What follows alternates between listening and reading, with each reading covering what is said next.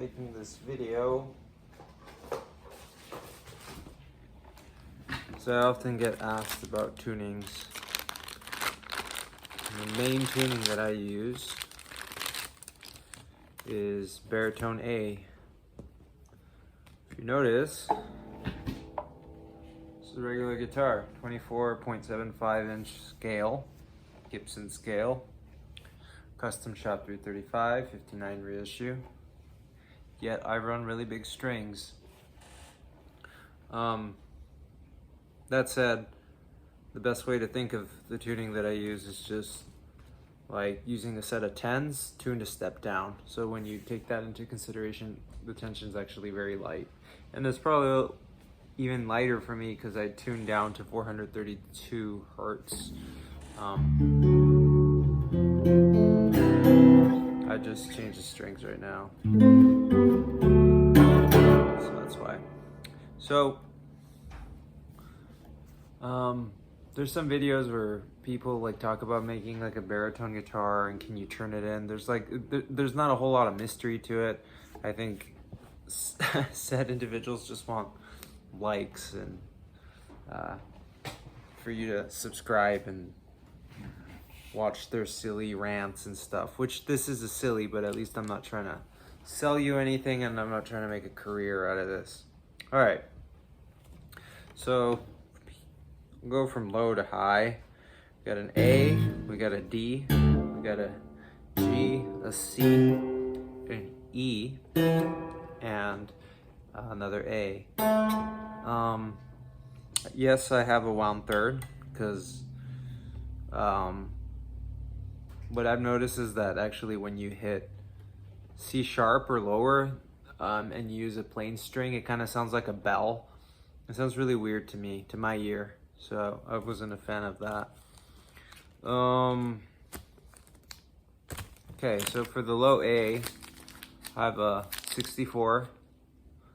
These are Diodario NYXLs that I buy, I think from Just Strings or String by Mail. I forgot one of those that you can buy individual gauges. Yeah, these stay in tune pretty well. And you can really dig into them and bend them and stuff when you hammer in them. Hammer. I don't know what I'm saying. A lot of effort I'm putting into this, huh? So 64 for the low A, a 48 for my D.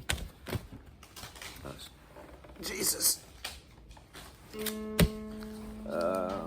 36 for my G, a 26 for my C, a plain 18 for my E, and a plain 13.5 for my A. They look like this. Yeah, sometimes I've been a dumbass and I've bought wound 18, so make sure that yours has high carbon steel if you're trying to do this as well. If you look here, my saddles, yeah, they're maxed out going in this direction for the wound strings going up towards the neck, and then these are all the way down. If I really wanted to, I would probably have to, if I want to go heavier, I would probably have to flip the saddle over to get a little bit more intonation range. But like honestly, this feels nice. You know, it feels like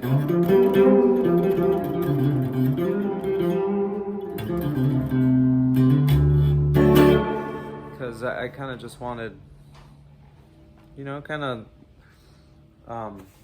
strings I could still bend and kind of play like I would any normal guitar.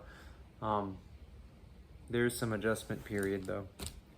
Anyway, so yeah, make sure your intonation, it should intonate. I mean, again, you might have to flip saddles over, and if the spacing is messed up, then you know you might have to buy a new ABR bridge, or at the very least, if you have like a Gibson guitar, just buy some saddles and then just save your old ones and whatnot. I had a new nut made when I first got this guitar for it to be a little bit higher. Let's see. So, a little bit under 20,000, 20,000s, 20,000s, 20,000s, 20,000s. So anywhere around like 20,000s would be the ideal height. I'm pretty sure at some point when I first had the nut made, I told them, which I usually do, to make them all the same height with the exception of the third string, because I kind of like it to sit a little bit lower. Yeah, and I do that at the nut. I find that for slide and things like here, I prefer it to be flatter up here where I'm playing chords than necessarily down here. Oh no, maybe it's all in my head.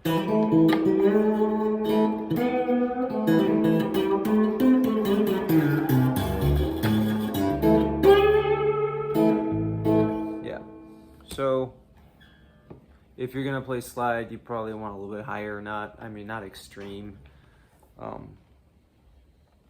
What else? Oh, height at the 12. Let's see. A little bit under 60,000s. 60,000s. My middle string is at 50,000s because of the nut height that I prefer, probably.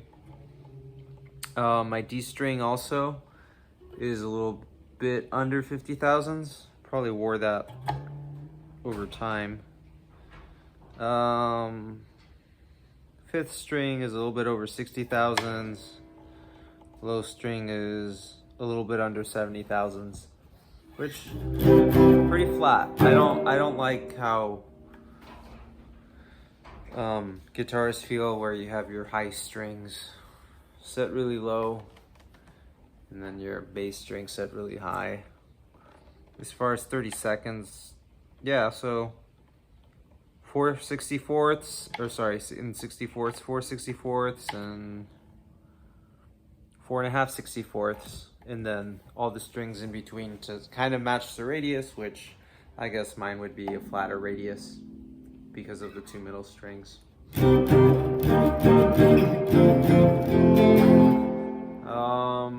Yeah, you don't need to do a whole lot. It should work. If you're just trying to play in regular baritone tuning and you tune this up to 440 B to B, it's probably going to work even better. It feels great, and then you can just play it like a set of 10s and it should be fine.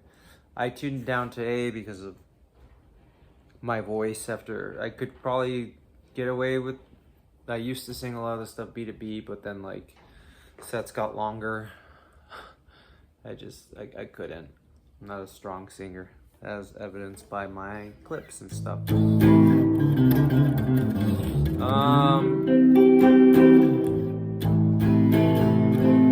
So why would you want to do this? What's the difference between this and a regular baritone guitar? I think the sound, obviously, and I don't just mean like because of the pickups or anything. It's just like the baritone is there's a lot more tension. You can hear every note ring out. There's more attack. When you play in a two-piece, I kind of want things to be a little bit mushier, for things to not be so clear, because when you can hear each note, then I feel like you actually sound smaller. You know.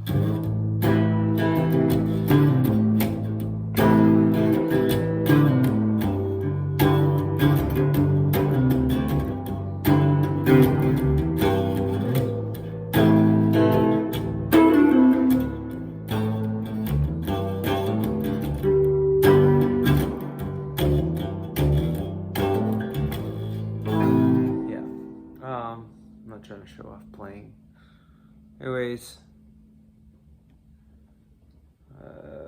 yeah, that's it. There's not a whole lot to it. This is not interesting. This is not very interesting. Mess around with it. If you have like a guitar that's just sitting around, just either if you don't mind ruining the nut by widening it, go for it. And then same thing with the saddles. If you ever want to tune your guitar back to normal and use a normal string set, then yeah, you'd probably end up having to replace your saddles or bridge and nut, because this will definitely make it unusable, because I've tried before. What happens is that since the slots are so big and you put like a small string, you just get like this rattle.